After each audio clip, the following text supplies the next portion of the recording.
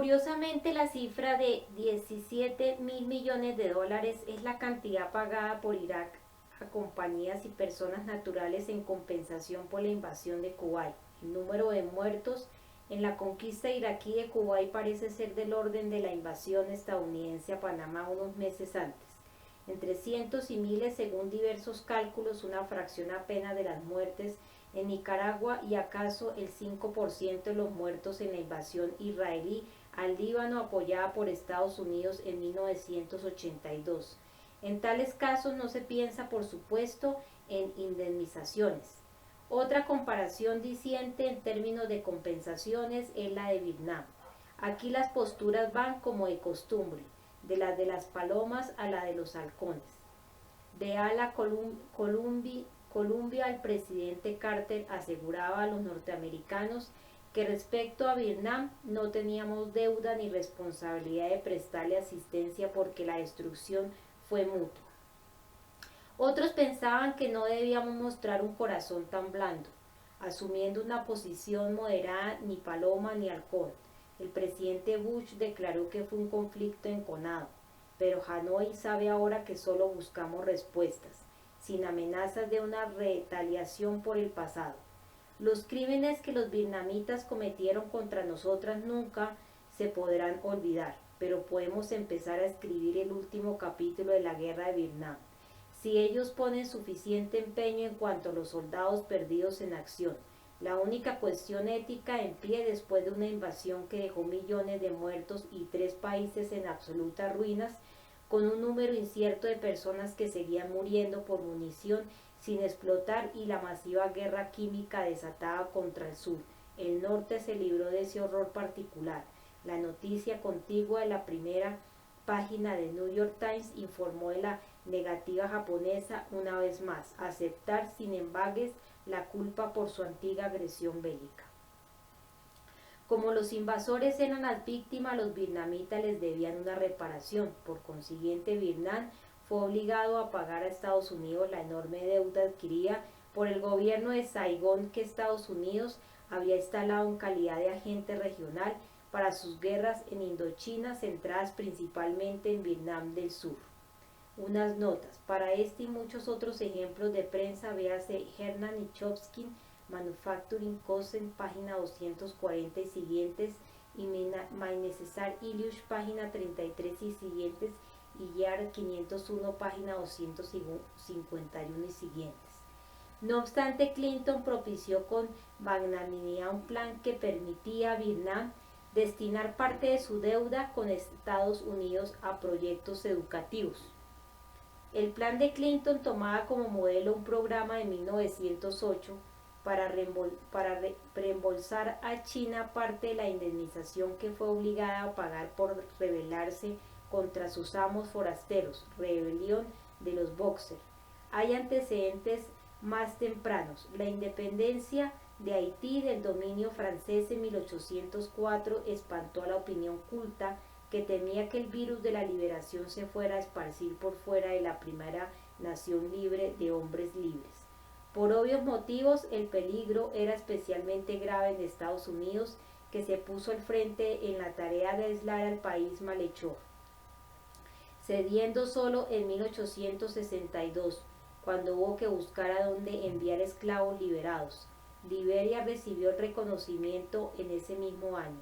En 1825, como castigo por el delito de la liberación, Haití tuvo que pagar a Francia una inmensa indemnización que aseguró la dominación francesa y produjo un efecto catastrófico en la sociedad que Francia había devastado en la guerra de independencia de la más rica de sus colonias. Medio siglo antes del castigo de Francia a Haití por su desafío exitoso, George Washington emprendía en 1779 la conquista de la avanzada civilización de los iroqueses.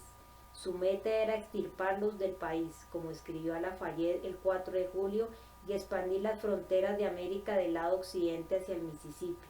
Las fuerzas británicas obstruyeron la conquista del Canadá. El destructor de poblaciones, como apodaban a Washington los indígenas, salió victorioso en su misión. Entonces informó a los iroqueses que debían pagar compensaciones por la alevosa resistencia que opusieron a sus liberadores. Unas notas. Charles Radin en Boston Globe, 17 de noviembre de 2000. Antropólogo Ira Lowenthal, el énfasis es suyo, citado por Paul Farman, AIDS and Accusation, California, 1992. Véase Paul Farman, The Use of IT, segunda edición, Cosmo Courage, 2003. Otro Clinton, por ese entonces gobernador de Nueva York, notificó a las tribus derrotadas: teniendo en cuenta nuestras pérdidas, las deudas que hemos adquirido y nuestra antigua amistad, es razonable que ustedes hagan en beneficio nuestro una cesión de sus tierras, tal que nos ayude a reparar y saldar las susodichas. Sin más opción, los iroqueses cedieron su territorio solo para ver cómo el Estado de Nueva York procedía de inmediato a violar tratados solemnes y las prohibiciones inscritas en los artículos de la Confederación, y se apoderaba de casi todo lo que quedaba mediante amenazas, falsedades y astucias. Un joven soldado estadounidense escribió después a casa: me sentí realmente culpable cuando acerqué la tea a esas chozas que fueron hogares de contento hasta que los destructores llegamos a esparcir desolación por doquier, aunque tal vez por una buena causa. Nuestra misión ostensible acá es destruir, pero no se trasluce que los saqueadores sembramos sin cuidado alguno las semillas del imperio. Tras el desacato estadounidense de las órdenes de la Corte Mundial, Nicaragua, absteniéndose todo el tiempo de la retaliación violenta o la amenaza del terror, llevó su caso ante el Consejo de Seguridad, que corroboró el fallo de la Corte y pidió a todos los países que respetaran el derecho internacional. Estados Unidos vetó la resolución. Nicaragua acudió entonces a la Asamblea General, que aprobó una resolución del mismo tenor, con la sola oposición de Estados Unidos, Israel y El Salvador, y otra el año siguiente solo con Estados Unidos e Israel en contra. Poco de esto fue noticia siquiera y el asunto se esfumó para la historia. La respuesta de Washington a las disposiciones de la Corte Mundial y el Consejo de Seguridad consistió en intensificar la guerra terrorista, al tiempo que daba instrucciones a sus fuerzas de que atacaran objetivos vulnerables. Unas notas. Max Smith, Seeds of Empire, New York Universe, 1909, páginas 75, 76, 180 y siguientes. Y esquivaran al ejército nicaragüense. El vocero del Departamento de Estado, Charles Ridman, confirmó y justificó los nuevos y ahora más extremistas programas de terrorismo en un comunicado digno del Ministerio de la Verdad de George Orwell, como denunció America's Watch, añadiendo que la idea de Redman de un objetivo legítimo justificaría atentados contra la colectividad de Israel, para no hablar de blancos civiles estadounidenses.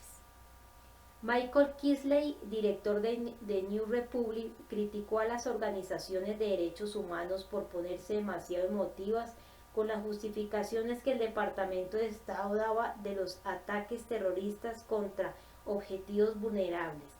En vez de eso, aconsejaba: deberíamos adoptar una política razonable que pase la prueba de un análisis costo-beneficio, un análisis de la cantidad de sangre y desdichas que se viertan por una punta y la probabilidad de que la democracia emerja por la otra. La democracia, tal como la entienden las élites estadounidenses, es una noción que tiene ejemplos clarísimos en la región. Se da por descontado que ellas tienen derecho a efectuar el análisis y realizar el proyecto si pasa sus pruebas. Y sí que pasó sus pruebas en 1990 con un arma apuntando a sus cabezas, como fue claro para muchos observadores imparciales. Walker, los nicaragüenses sucumbieron y votaron para hacer entrega del país al candidato apoyado por Estados Unidos. Las élites norteamericanas celebraron el triunfo cautivadas con la nueva edad romántica.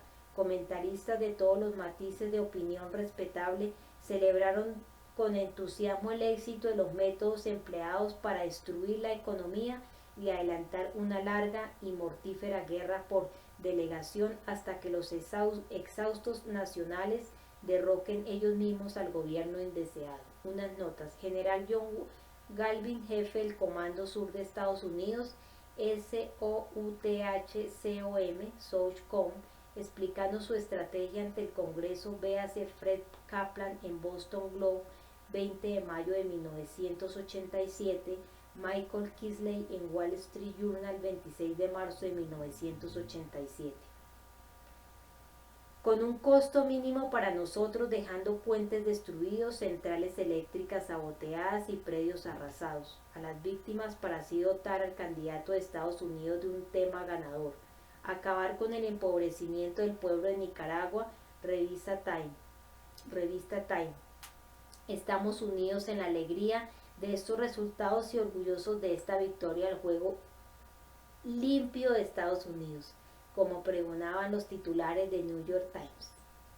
La policía oficial de atacar objetivos vulnerables dependía del control norteamericano de los cielos de Nicaragua y los sofisticados equipos de comunicación proporcionados a las fuerzas terroristas que hacían incursiones desde bases de Estados Unidos en Honduras. La administración Reagan ensayó la técnica que el jefe de la CIA, Allen Dulles, alabó en Guatemala y recomendó para Cuba: presionar a los aliados para que negaran las peticiones de ayuda militar, de tal manera que Nicaragua recurriera a los rusos en busca de ayuda y así se la pudiera dibujar como tentáculo de la conspiración auspiciada por el Kremlin para destruirlos. Sin embargo, el gobierno de Nicaragua no mordió el anzuelo. La propaganda reaganista pasó entonces a inventar cuentos tétricos de aviones MiG soviéticos que desde las bases de Nicaragua ponían en peligro a Estados Unidos. Eso no es sorprendente. Uno espera que los sistemas de vasto poderío se dediquen a la mentira y el engaño. Pero las reacciones sí fueron muy disidentes. Los halcones clamaron por un bombardeo a Nicaragua para castigar su nuevo crimen. Las palomas tendieron a ser más cautelosas, poniendo en tela de juicio la fiabilidad de las acusaciones, pero añadiendo que de ser ciertas tendríamos que bombardear a Nicaragua, pues los aviones tendrían capacidad contra Estados Unidos. Senador Paul Toscans.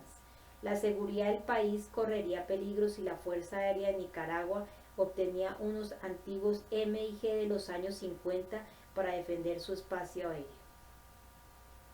Por otro lado, la seguridad de Nicaragua no corría ningún peligro cuando las fuerzas apadrinadas por Estados Unidos atacaran blancos civiles indefensos bajo la dirección de los aviones norteamericanos que dominaban sus cielos. Otro ejemplo de ilogismo lógico. Que Nicaragua pudiera tener derecho a proteger su espacio aéreo del sostenido ataque terrorista de Estados Unidos era poco menos que inconcebible. La idea prácticamente nunca se enunció, lo que también resulta explicable, dado el principio de que las acciones de Estados Unidos son defensivas por definición, de tal forma que toda reacción a ellas es una agresión por estilo de la agresión interna de los pobladores de Vietnam del Sur que asaltaban a los defensores estadounidenses desde dentro en la retórica de los liberales de la era de Kennedy. Restaurada la democracia al estilo de Washington y las prácticas económicas apropiadas, el país se hundió todavía más en la ruina política y socioeconómica mientras la tensión iba languideciendo en Estados Unidos. Una década después de que este último recobrara el control, la mitad de la población económicamente activa había salido de Nicaragua. Con frecuencia los más arriesgados, los más capaces, los más resueltos, ya fuera legalmente o como trabajadores emigrantes ilegales. Sus remesas estimadas en unos 800 millones de dólares al año sostienen cerrada la compuerta de un levantamiento social incontenible, como informó la revista de investigaciones de la Universidad Jesuita. También calculaba esta que el Producto Interno Bruto de Nicaragua tendría que crecer a una tasa del 5% anual durante los próximos 50 años para volver a los niveles de producción de 1978. Antes de que nuestro histórico subdesarrollo se agravara, un extremo por la guerra financiada por Estados Unidos para acabar con la revolución, por los estragos que produjo la subsiguiente globalización y por la corrupción masiva de los gobiernos posteriores a 1990, apoyados por Estados Unidos. Ese número de la revista apareció justo cuando Estados Unidos era víctima de la primera atrocidad terrorista internacional en suelo patrio.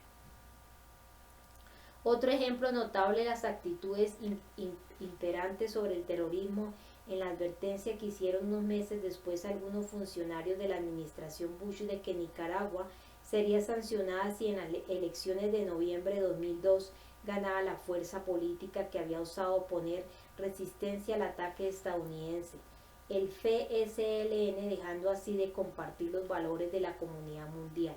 Washington no puede olvidar que Nicaragua acabó siendo un refugio de extremistas políticos violentos en los años 80. Hay algo de verdad en eso. Managua en efecto brindó refugio a líderes políticos, socialdemócratas, poetas y escritores, destacadas figuras religiosas, activistas de derechos humanos y otros que huían de los escuadrones de la muerte y las fuerzas de seguridad de estados terroristas, implantados y respaldados por Washington, tal como en los años 30, París se convirtió en refugio de quienes escapaban del fascismo y el estalinismo. Se nos recuerda el refugio día tras día con la continuada figuración de algunos miembros de la cúpula del FSLN que perpetraron estas abominaciones, advertía el Departamento de Estado a los votantes nicaragüenses. En vista de sus antecedentes, ¿cómo podemos creer sus afirmaciones de que han cambiado? Confiamos que en el pueblo de Nicaragua meditará sobre el carácter e historia de los candidatos y hará una sabia elección. Los nicaragüenses no necesitaban advertencias, les bastaba con la historia para saber que si se portaban mal y elegían el gobierno equivocado como hicieron en 1984 en esos comicios que Estados Unidos se negó a validar por cuanto no pudo controlar los resultados y que por ende fueron tachados de la historia. Entonces Nicaragua volvería a ser considerada una nación amiga del terrorismo con las sanciones consiguientes que no son poca cosa. Una nota: envío Managua, Nicaragua, marzo de 2003, septiembre de 2001, Ibit, octubre de 2001.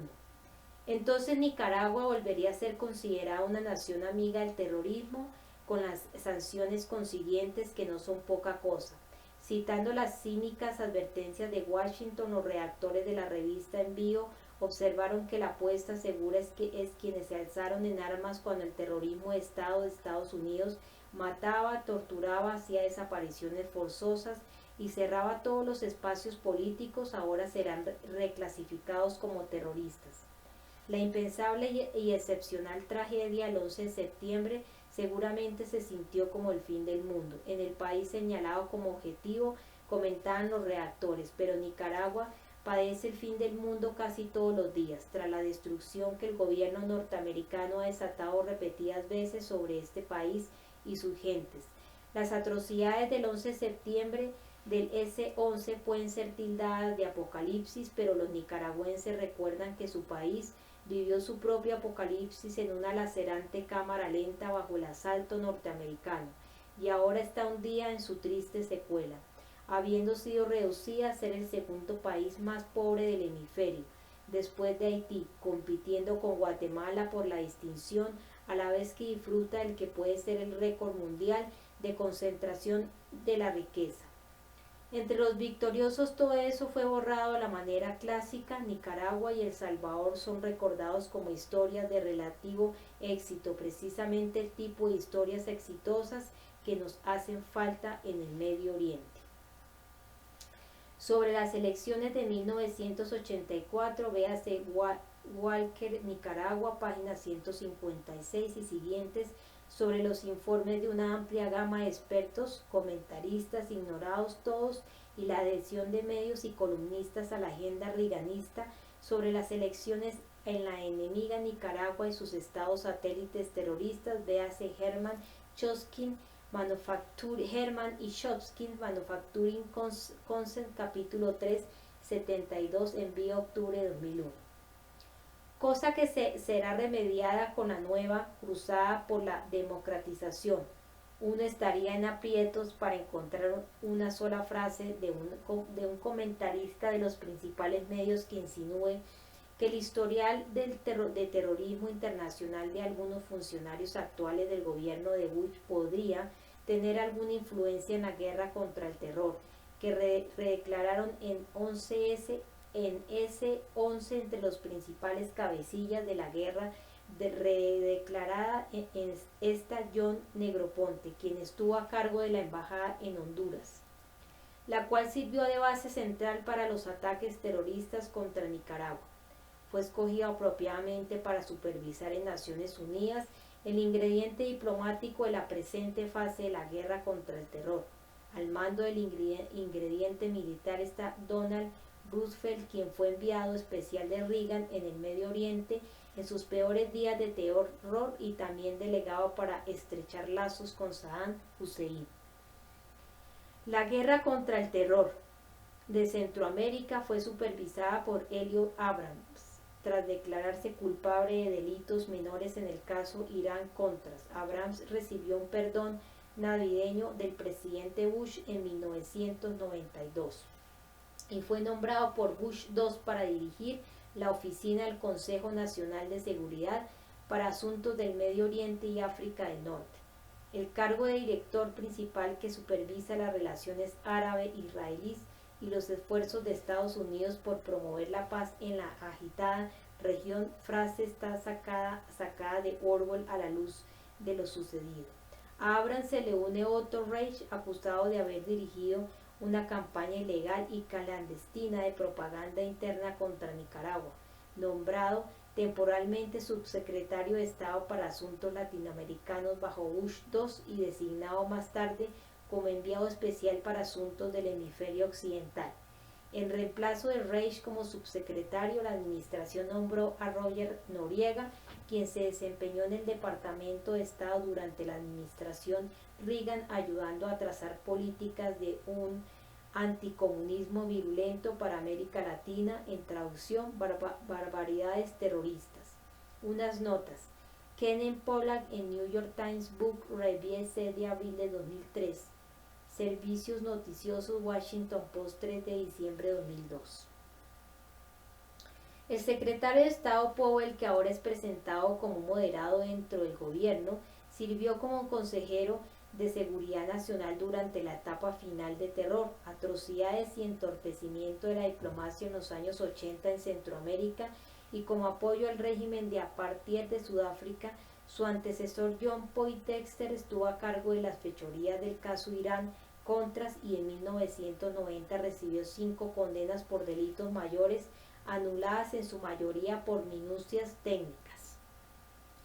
Bush II lo puso a cargo del programa de conciencia informativa total del Pentágono, bajo el cual, como hace ver la Unión Estadounidense para las Libertades Civiles, ACLU por siglas en inglés, cada estadounidense, desde el granjero de Nebraska hasta el banquero de Wall Street, se encontrará bajo la cibermirada acusatoria de un aparato de seguridad nacional todopoderoso. Los demás personajes en la lista son bastante parecidos. Los nicaragüenses fueron los más afortunados en la primera fase de la guerra contra el terror. Ellos al menos tenían un ejército que los defendiera del terrorismo auspiciado por el Estado. En los países vecinos las terroristas eran las fuerzas de seguridad. A mediados de la década de 1980, El Salvador se convirtió en el principal receptor de ayuda y adiestramiento militar de Estados Unidos, aparte de Israel y Egipto. Cuando las atrocidades alcanzaban su punto más alto, el Congreso impuso cláusulas de derechos humanos a la ayuda para Guatemala, obligando a los reaganistas a recurrir a su red internacional de terrorismo para que asumiera la tarea, incluidos neonazis de Argentina, hasta que en su país los derrocaron Israel, Taiwán y otros peritos en contraterrorismo. La tortura y exterminio de la población civil fueron por consiguiente mucho peores. Unas notas sobre Abrams, véase Stevens Weisman en New York Times 7 de diciembre de 2002, sobre Rich y Noriega, véase James Dow en New York Times 10 de enero de 2003, comunicado de la ACLU 14 de noviembre de 2002. Los redactores de envío agregan que en diciembre de 1989 el gobierno de George Bush padre ordenó la invasión a Panamá, una operación militar que bombardeó barrios civiles y mató miles de panameños con el único fin de hostigar a un solo hombre, Manuel Noriega. ¿No fue eso terrorismo de Estado? La pregunta es justa aunque se habla en términos mucho más fuertes cuando quienes carecen del poder de controlar la historia llevan a cabo ese tipo de acciones. Aunque los triunfadores los desaparecen en forma rutinaria, las víctimas no olvidan estos crímenes. También los panameños, mientras condenaban los ataques del S-11, rememoraban la muerte de quizás miles de personas pobres durante la operación Justa Causa, emprendida para secuestrar a un matón desobediente que fue sentenciado a cadena perpetua en la Florida por delitos cometidos principalmente cuando estaba en la nómina de la CIA. Un periodista comentaba: qué parecidas son las víctimas del S-11 a los niños y niñas, a las madres y abuelos y abuelitas inocentes, también todos ellos cuando al terror lo llamaban Justa Causa y al terrorista se le decía libertador. Tal vez estos recuerdos den cuenta del bajísimo nivel de apoyo internacional al bombardeo de Afganistán por Estados Unidos. En Latinoamérica, donde se tiene la experiencia más larga de violencia propiciada por Estados Unidos, el apoyo fue mínimo, casi imperceptible. Carlos Salinas, antiguo director de Relaciones Gubernamentales de Amnistía Internacional, no necesita recordarles a los latinoamericanos que ellos saben mejor que casi todo el mundo que el gobierno estadounidense es uno de los mayores patrocinadores del terrorismo. Es fácil menospreciar al mundo por irrelevante o porque lo consume un antinorteamericanismo paranoide, pero tal vez no es sabio. Unas notas. Envío octubre 2001, Ricardo Stims, 19 de octubre 2001. Citado en North American Congress on Latin American NACLA, NACLA Report of the Americas, noviembre de 2001.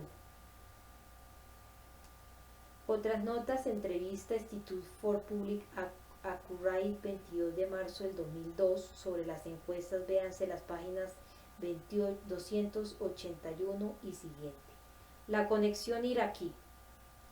Al cabo de 8 años, los sectores más reaccionarios de la administración de Reagan y Bush I recuperaron el poder político en las reñidas elecciones de 2000.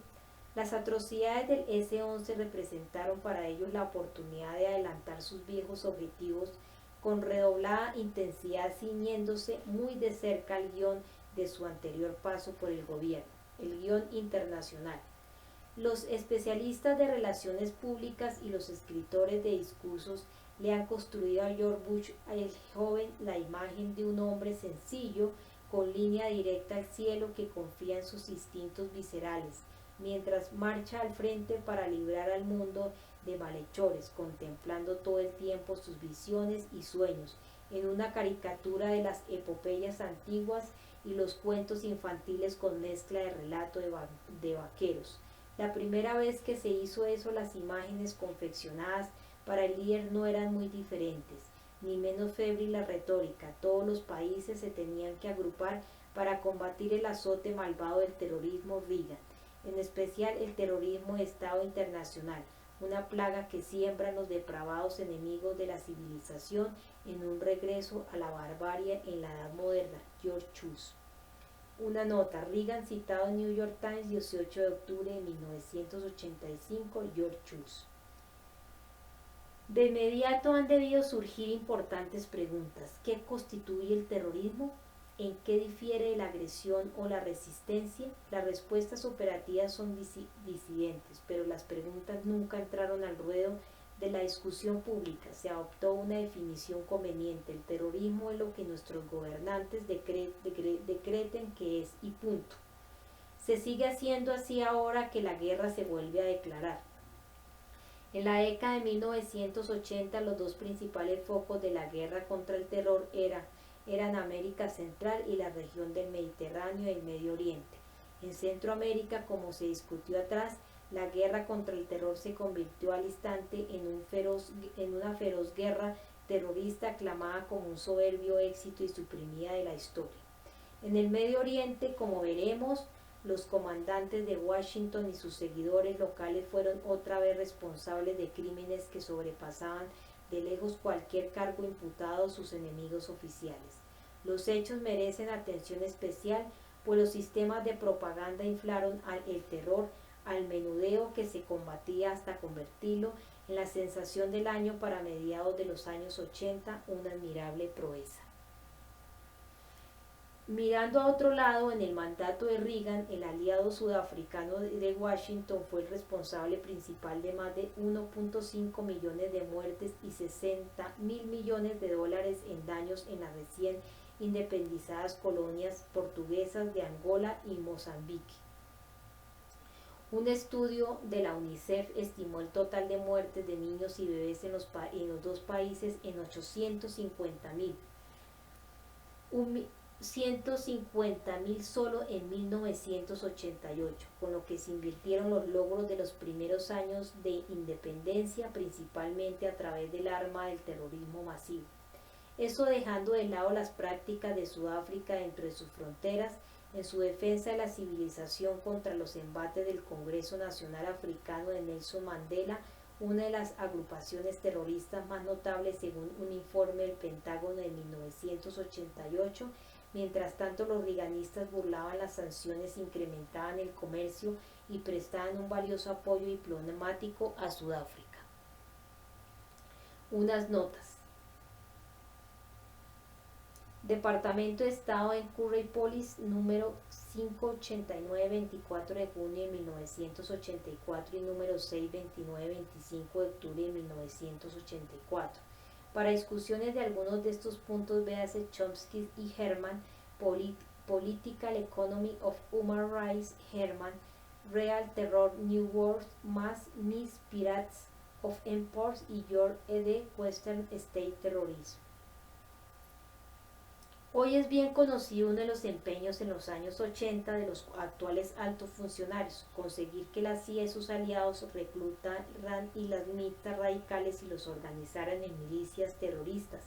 El objetivo, según Zbigniew Brzezinski, consejero de Seguridad Nacional de Carter, era hacer caer a los rusos en la trampa afgana, comenzando con operaciones clandestinas que los hicieron invadir Afganistán.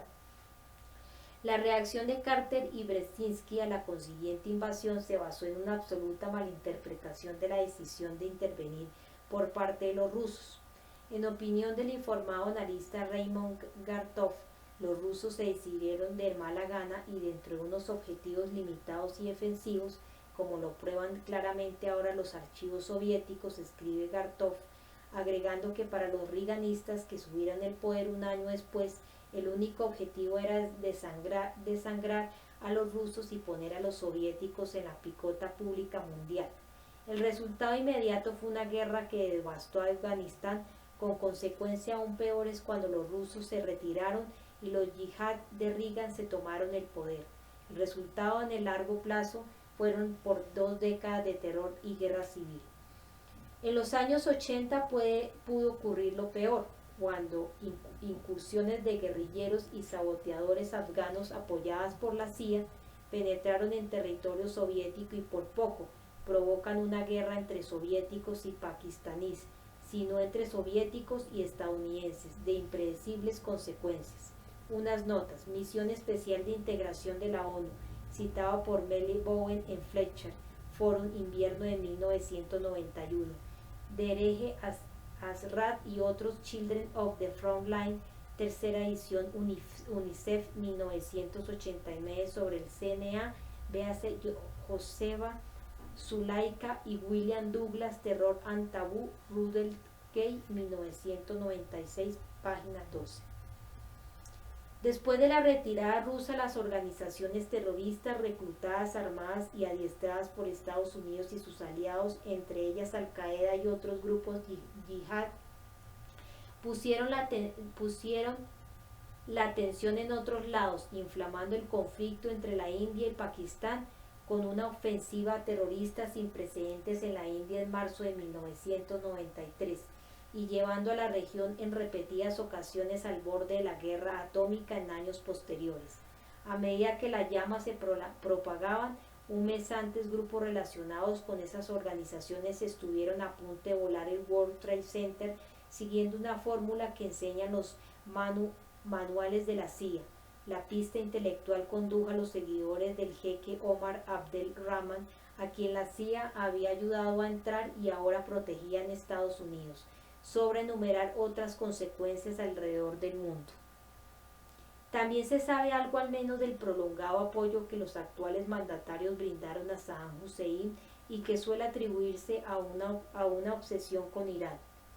Esa política no sufrió ningún cambio tras la capitulación de Irán en su guerra con Irak, en razón de nuestro deber de apoyar a los exportadores estadounidenses.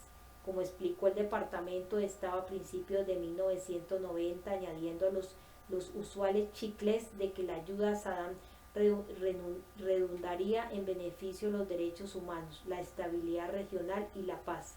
En octubre de 1989, tiempo después de terminada la guerra con Irán y a más de un año del ataque con gas a los kurdos por parte de Saddam, el presidente Bush expidió una directiva de seguridad nacional para manifestar que las relaciones normales entre Estados Unidos e Irak convendrían a nuestros intereses a largo plazo y promoverían la estabilidad tanto en el Golfo como en el Medio Oriente.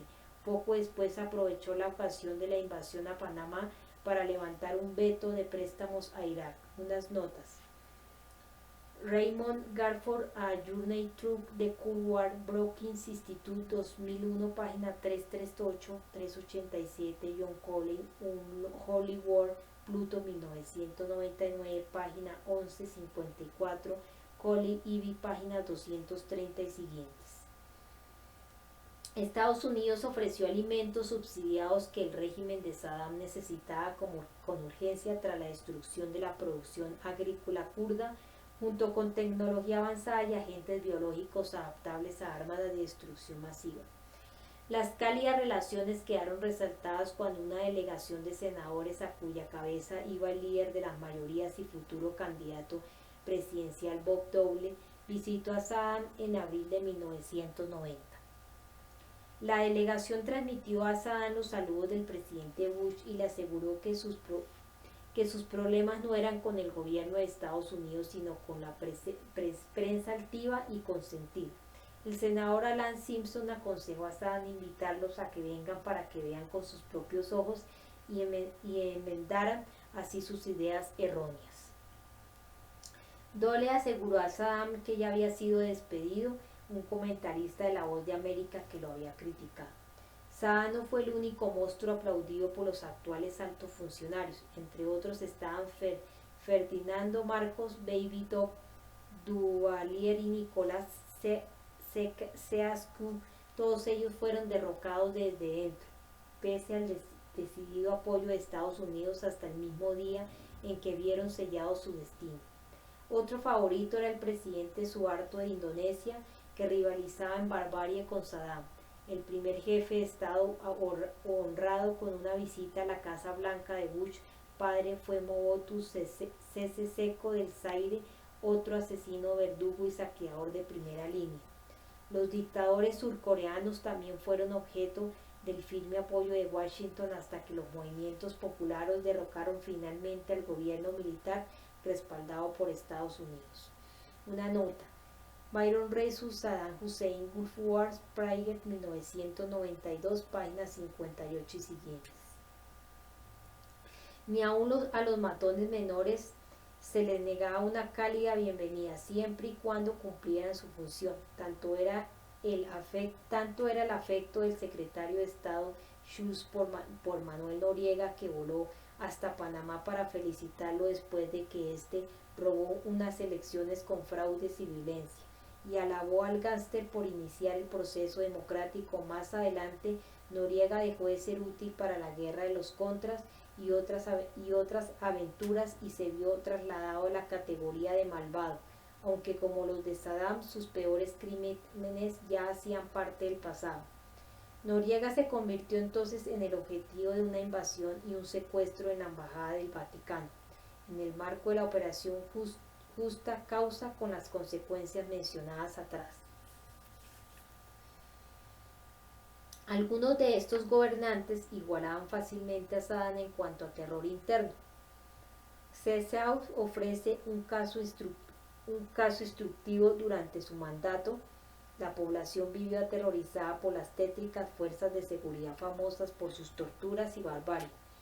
Una semana después de que los derrocara una revuelta popular inesperada en diciembre de 1989, The Washington Post describía cómo el mandatario había destruido el tejido económico, intelectual y artístico de Rumania y engrosaba un espantoso expediente de derechos humanos. El presidente Bush II decía toda la verdad cuando hizo una aparición kennedyesca en la Plaza de la Liberación de Bucarest para elogiar al país que hace apenas 12 años depuso a su propio mandatario de puño de hierro, Nicolás Ceausescu. Fue un momento dramático. Bajo la lluvia fría que le azotaba el impermeable negro y la cabeza descubierta, Bush dijo: ustedes conocen la diferencia entre el bien y el mal, porque han visto el rostro del mal. El pueblo de Rumania sabe que a los dictadores agresivos no se los puede apaciguar o ignorar, siempre hay que oponerse a ellos. Unas notas, véase My Day Terry Democrats, páginas 50, 51, 236 y siguientes, y 278 y siguientes sobre The Wall, véase My Year 501, página, capítulo 8, sección 4. El presidente y sus admiradores omitieron mencionar cómo su padre y sus propios colegas habían observado el dictamen de que siempre había que oponerse a los tiranos de puño de hierro como Ceausescu. La respuesta resulta conocida: dándoles apoyo, nos enfrentamos al rostro del mal, ofreciéndole una mano obsequiosa, por lo menos si hay algo que ganar. El citado artículo del Washington Post de los días siguientes al levantamiento informaba correctamente que es bueno que el presidente Bush I haya propuesto establecer relaciones diplomáticas con el improvisado Consejo de Salvación Nacional de Rumania, pero eso no lo absuelve a Occidente de su papel de apoyo en el sostenimiento del tirano de los últimos años, mensaje que parece haber corregido igual suerte que otras inaceptables apreciaciones del mundo real. En 1983, el vicepresidente Bush expresó admiración por los progresos políticos y económicos bajo el régimen de Ceausescu y su respeto de los derechos humanos.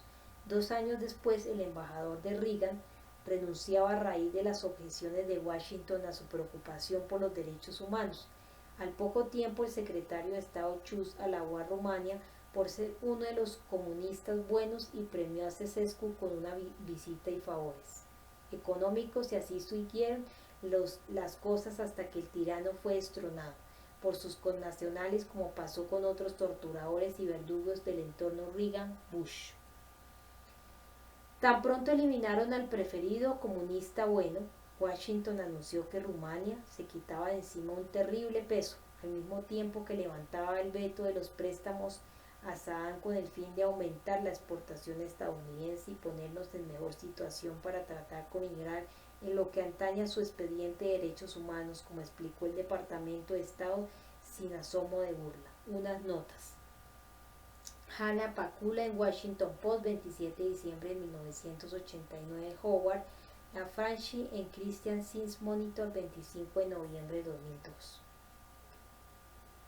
Como siempre, la dirigencia estadounidense se atribuye tranquilamente el mérito por el derrocamiento de los tiranos que apoyó hasta el último momento. Saddam Hussein se ha unido al panteón de dictadores brutales fracasados depuestos por Estados Unidos, como anunció con orgullo Donald Rumsfeld, que incluye a Ceausescu en el monumento. El mismo día de la declaración de Rumsfeld, Paul Wolfowitz explicaba que su amor a la democracia se había pulido en sus años formativos en la administración Reagan, cuando era el principal experto en Asia del Departamento de Estado. Elogiaba al monstruoso Suharto y brindaba apoyo al corrupto y brutal Marcos, cuya caída, asegura él, ahora demuestra que la democracia necesita el estímulo de Estados Unidos. País que respaldó a Marcos hasta que no hubo modo de sostenerlo ante una posición popular a la que adherían hasta las clases empresariales y el ejército. Los demás ejemplos son igualmente convincentes. A medida que el álbum de ex amigos malhechores se va desvaneciendo en el olvido, nuevos favoritos ocupan sus lugares. entre ellos los dictadores de Asia Central, Islam Karimov de Uzbekistán, Sapar Niyazov de Turkmenistán y otros, que se volvían cada vez más brutales y represivos cuando se les dio la bienvenida como partícipes de la redeclarada guerra contra el terror, con lo que se afianzaba también la posición norteamericana en una región de considerable riqueza material e importancia estratégica, o en otro punto del mundo rico en el codiciado petróleo. Está Teodoro Obiang de Guinea Ecuatorial, quien figura en los primeros puestos en el certamen de tiranos sanguinarios y que fue debidamente recibido con todos los honores por el presidente Bush en septiembre de 2002, poco antes de que saliera reelegido para un periodo de 7 años con el 97% de la votación. AP 22 de diciembre de 1989, Departamento de Estado del senador Daniel Inouye, 26 de febrero de 1990. Para más detalles véase mi The Terrible Democracy, página 152. Peter Spiegel y Richard McGregor en Final Times, 10 de abril de 2003. Spiegel Final Times, 10 de abril de 2003, sobre Marcos, que era uno de los preferidos del presidente Reagan y el vicepresidente Bush. Véase My The Terrible Democracia, página, capítulos 7 y 8. Una calurosa acogida se le brindó también a Argelia, que ya había sido objeto de los elogios especiales del Departamento de Estado de Clinton por sus logros en el combate contra el terror, es decir, por su horroroso sumario de atrocidades terroristas estatales. Bush impuso nuevos hitos en el apoyo al terror y la tortura con la oferta de ayuda militar y otros auxilios al gobierno argeliano. Washington tiene mucho que aprender de Argelia en formas de combatir el terrorismo, nos informa William Burns, subsecretario de Estado para el Medio Oriente. El señor Burns tiene razón, comentó Robert Fix. América tiene mucho que aprender de los argelianos, incluidas las brutales técnicas de tortura que Fish y otros pocos periodistas vienen denunciando desde hace años y que ahora confirman desertores del ejército argelino en Londres y París. Hasta 200.000 argelinos han sido masacrados en los 11 años desde que los militares anularon las primeras elecciones democráticas en el país porque había ganado el partido islamista, escribe Lara Marlowe. Si Argelia es el modelo de Estados Unidos para contrarrestar el fundamentalismo islámico, que el cielo nos ampare. Hay unas notas para una documentación extensa, véase Behui y otros, eds, An Inquiry into the Algerian Massacre. William Burns es citado por Steve Weisman en New York Times, 10 de diciembre de 2002. Robert Fish en Independent, 4 de enero de 2003. Lara Marlowe en Irish Times, 31 de diciembre de 2002. La muestra anterior ilustra lo consecuente que el historial de política exterior de los actuales funcionarios, el expediente nacional exhibe una consistencia similar. El guión nacional. En la época de Reagan se vivió una continuación del relativamente pobre desempeño económico de los años 70. Crecimiento beneficio descomunalmente a los ricos, a diferencia de la edad de oro de los años 60 y 50, cuando se repartió de manera uniforme entre la población. Durante la época Reagan-Bush los salarios se estancaron o encogieron junto con las prestaciones. Las horas de trabajo aumentaron y a los patronos se les dio rienda suelta para ignorar la protección de los obreros sindicalizados. Estas políticas fueron impopulares naturalmente. Cuando el gobierno de Bush I tocaba su fin, Reagan fue catalogado junto a Nixon como el menos popular de los expresidentes vivos. En tales condiciones no es fácil conservar el poder político, solo se conoce un buen método: inspirar miedo. La táctica se empleó en los años Reagan-Bush, cuando la dirigencia invocaba un demonio tras otro para asustar al vulgo y hacerlo obedecer. En la primera guerra contra el terror, las amenazas contra los norteamericanos eran inmensas. Hacia noviembre de 1981, pistoleros libios rondaban por las calles de Washington tratando de asesinar al presidente, que con tanto valor se había opuesto al canalla de Gaddafi. Desde el primer momento la administración supo que Libia era un saco de arena indefenso, así que engendró enfrentamientos que le permitieran matar a cantidades de libios, con la esperanza de una respuesta libia que pudiera aprovechar para atemorizar a la población estadounidense. Véase Thomas Fregunsley, Joel George Rice, Tucson, Jim y Juan 1986, Michael Mirror, Surrender, Michigan 2003, véase también My Turing Detail, capítulo 5, y Mayer 501, capítulo 11, sobre las consecuencias económicas, véanse los estudios sobre el estado de la América laboral del Instituto Político Económico y Edgar Wolf, Tube Hit, New Press 1996. Antes de que los ciudadanos respiraran tranquilos por el venturoso escape del presidente de los francotiradores libios, Gaddafi marchaba nuevamente, esta vez para invadir Sudán, a través de 1000 kilómetros de desierto, mientras las fuerzas aéreas de Estados Unidos y sus aliados miraban impotentes lo que hacía. Supuestamente Gaddafi también había fraguado un plan para derrocar el gobierno de Sudán, tan sutil que los servicios de inteligencia de Sudán y Egipto no sabían nada de él, como descubrieron los pocos reporteros estadounidenses que se tomaron la molestia de investigar. La subsiguiente exhibición de fuerza estadounidense dio pie para que el secretario de Estado Chul anunciara que Gaddafi estaba de nuevo en su caja, donde debe estar, gracias a que Reagan había actuado rápida y decididamente, mostrando esa fuerza del vaquero que tanto extasiaba a los intelectuales aduladores. Paul Johnson, en este corto, el episodio fue pronto relegado al olvido una vez cumplidos sus propósitos.